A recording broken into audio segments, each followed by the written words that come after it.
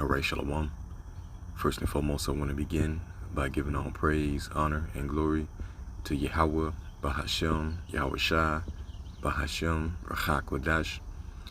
Double honor to the apostles and elders of Great Millstone that tells his truth, and much respect to the Akim out there laboring in his work, and peace and salutations to the hopefully elect that are scattered across the four corners of the earth. To you I say, Shalom. So yeah, another quick news and prophecy update and so on. Before I get into this article, I want to pull up some information real quick from Google. And the question is, how many years has America been at war?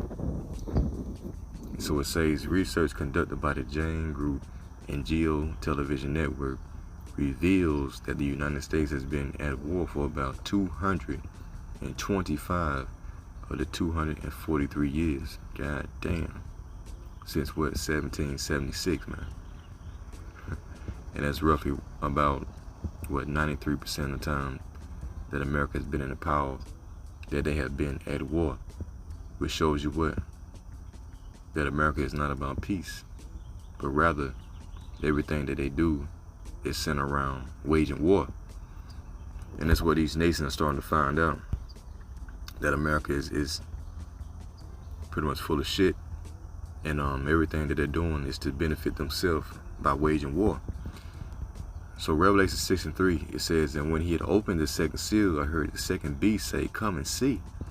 And there went out another horse with a symbolic for power that was red.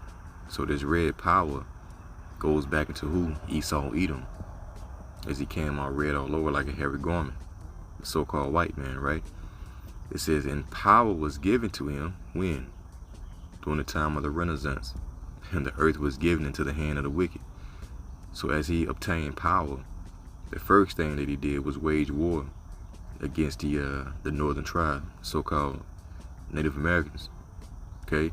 And after that, of course, the so-called Negroes. So he waged war against the Israelites first, and then once America was established, then you see that they've been at war from 1776 for 225 years, man, out of 240 something, over 93% of the time. And so again, and power was given to him, Esau, that sat thereon to take peace from the earth. And how did he do that? By the way of war. And that they should kill one another, and there was given unto him a great sword. Okay, so Esau uses America's military might to go around bullying these other nations, and these other nations have pretty much, gotten whiff of that. So right here it says American elites are starting to concede that the world is rebelling against the U.S. and Washington has nobody to blame but itself. See that? Because what? Their underhanded dealings are being uncovered, and this is a fulfillment of biblical prophecy, in which these devils and their works that are done in the darkness will be exposed. Okay, so we're gonna skip down a little bit, kind of get a point right here. So it says, meanwhile, after the Eastern Bloc collapsed in 1989 and the Soviet Union fell in 1991, the U.S. saw the opportunity to reassert Western dominance of the world largely unchecked, man. Okay, it says, while the U.S. referred to its goal as Pax Americana, its methods had little to do with peace, see, and everything to do with war. Thus, Washington wasted no time in invading and attacking other countries, from Panama in 1989 to Iraq in 1990, Serbia 1999, Afghanistan 2001, Iraq again 2003, and Libya in 2011. This does not even count the smaller invasions and many proxy and terror wars waged by the U.S. during this time, such as Syria beginning in 2011, and in Ukraine with the coup it helped instigate in 2014. And so pretty much the gig is up, It's evident that these devils are not for the benefit of these other nations, and they see that, all right? But rather, for every war, there's a cover-up story for it, regarding them bringing peace to a situation. But behind the scenes, they had ulterior motives, which we know that these devils are greedy, and they go throughout these other countries, setting up false flags or whatnot, that allows them to go in and invade and take their resources such as oil and precious minerals, so on and so forth, man. Anything that is going to be beneficial to America. All right. So it says, Russia and the rest of the world, unable to counter the superior U.S. military might, largely sat back and took this, but anger and resentment grew. For none of these wars were necessary or just, and they were wars of choice, which the U.S. waged to protect what it saw as its economic and geopolitical interests. You see?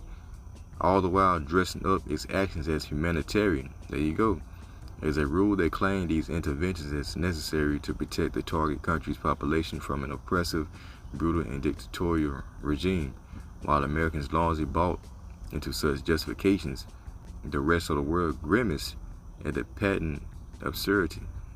What does this word grimace mean?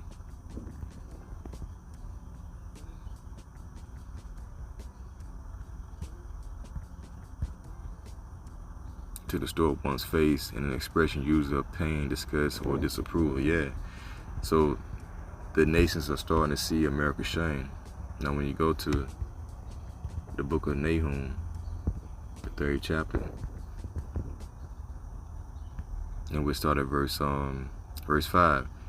It says, Behold, I am against thee, said the Lord Yahweh Ba'ashim of hosts, and I will discover thy skirts upon thy face. And this is speaking about America, of course, the great whore, Babylon the Great. So when your skirt is lifted up above your face, man, of course your under parts, your hidden parts are exposed. See? And this is what the nations are seeing, like, damn. You see? Things that they did in secret, what has been made manifest for all nations to see, as it's going to say. And I will show the nations thy nakedness and the kingdoms thy shame. See? And that first started by this word going out.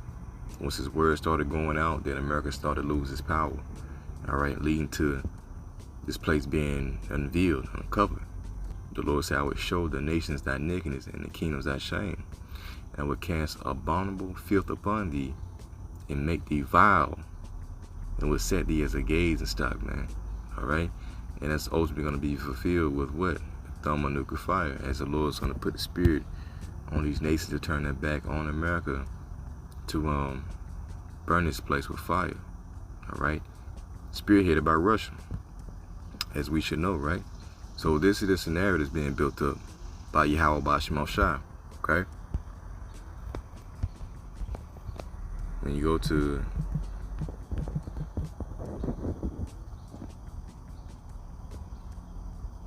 Isaiah the 13th chapter, verse 17, it says, Behold, I will stir up the Medes against him. Now the Medes, the modern day Medes, you know, the ones who dwell in their land are the Russians. So he's going to stir up the Russians against who? Babylon the Great. It says, we should not regard silver, and as for gold, they should not delight in it. They're not going to want to do deals with America anymore, man. Okay, so that's going to lead to what? This place being violently overthrown, spearheaded by Russia. So verse 18, it says, their bows also should dash the young men to pieces, and they should have no pity of the fruit of the womb. Their eyes should not spare children. This is talking about the missiles, man, that will be shot by Russia at America. It says, in Babylon, the glory of kingdoms, the beauty of the Chaldeans' excellency shall be as when the Most High overthrew Sodom and Gomorrah. So this place, America's destiny, is that it's going to be violently overthrown by, first on with Russia, but also these other countries that they have dealt treacherously with. Matter of fact, let's get that real quick.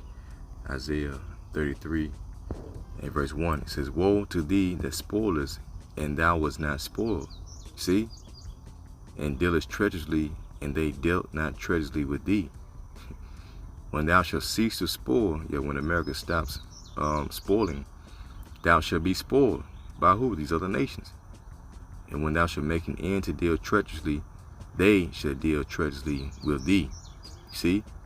So the Lord is stirring up the pot and causing these nations to rise up against America. And that's going to lead to what? Revelation, the 17th chapter and verse 16.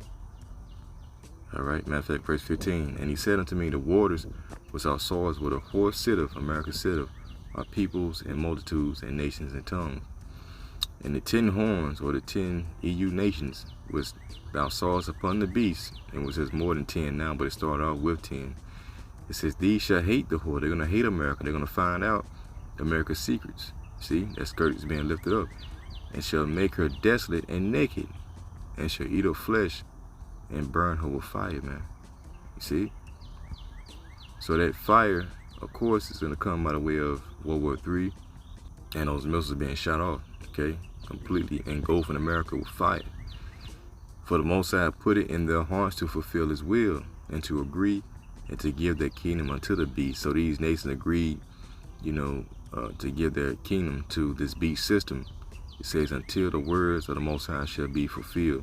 So once it's all said and done, the Lord's going to cause these nations to turn their back on America. You see? And ultimately leading to this place's demise. And this is simultaneously going to lead to, the deliverance of the elect of Israel. Okay? So it says, and a woman with her swords is that great city, Babylon, which reigneth over the kings of the earth, man. So everything is going according to plan, according to the script, man. The scriptures. And America's end has come. So with that, Lord willing, you're edified. Until next time, I say, Shalom.